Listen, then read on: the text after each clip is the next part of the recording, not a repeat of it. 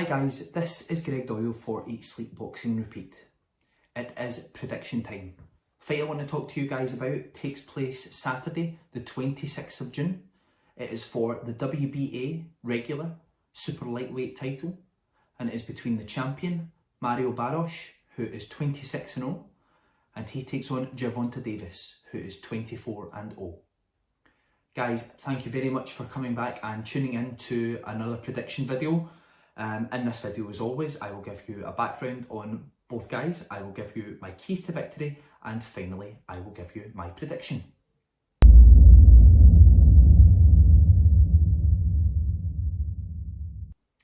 So, let's start off with the champion, Barrios.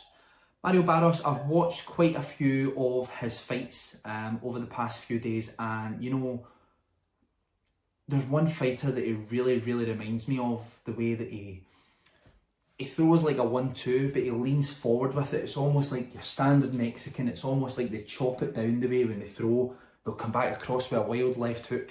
It reminds me a lot of Antonio Margarito, who was a very good come forward fight in his own right. World champion, very good fighter, very tough in his career. And you know, that's who he reminds me of. I watched his stoppage of Velasco, was very impressed with that body shot. Oh, fantastic. Watched his most recent fight with Carol, and he just reminded me so much of Margarito, the way that he overwhelmed his opponent and, you know, just chopped him down to size and kept chopping away. And these Mexican fighters, they might not do things always spectacularly in one round, but they chip away at you, and they keep the same momentum, the same tempo, and eventually they break fighters. They break them mentally and they break them physically. But he takes on Gervonta Davis. Gervonta Davis, also known as Tank. Ridiculously talented fighter. Very good. He's knocked everyone out bar one in his career. For me, his last fight against Leo Santa Cruz, which I watched back again today, knockout of the year for me, that one. I mean, the Dillian White Alexander Povetkin one was tremendous, but that one just, wow, I've never seen Leo Santa Cruz being dealt with like that in my life. Barely even see Leo Santa Cruz being greatly hurt, and the knockout was just spectacular. Obviously, over the years, we've seen Gervonta Davis stop guys from this country like Liam Walsh. He has really good victories over quite a few undefeated fighters, as well as established fighters, Gervonta Davis. And you know, I think that the world is his oyster if he remains committed and doesn't get caught up in any silly out the ring behaviour the way some great American young talent seem to do in this day and age.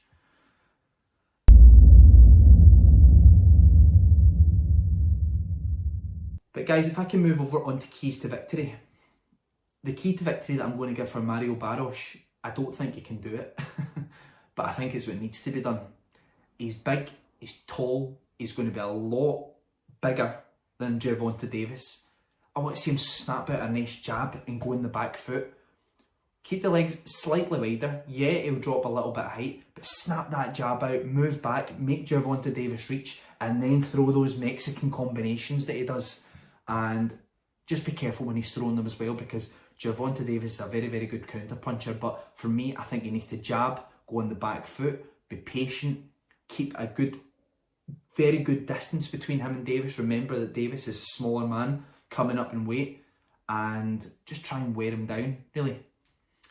For Gervonta Davis, Gervonta Davis needs to throw a counter right hand in this fight. Barrios gets hit a little bit too much, although I do get the feeling that the guy's got a good chin. But I just see when he throws that jab, sometimes it's a little bit lazy and it goes down before it comes back up, instead of snaps out and comes straight back. I think if Tank could throw a counter right hand over the top, I think Barrios will walk into it all night. So yeah, that's my key to victory for Gervonta Davis. I think he just needs to counter with the right hand, keep timing him, and eventually those shots will start to tell, and then he'll be able to come into the fight and, you know, just really start to take over if he does it correctly.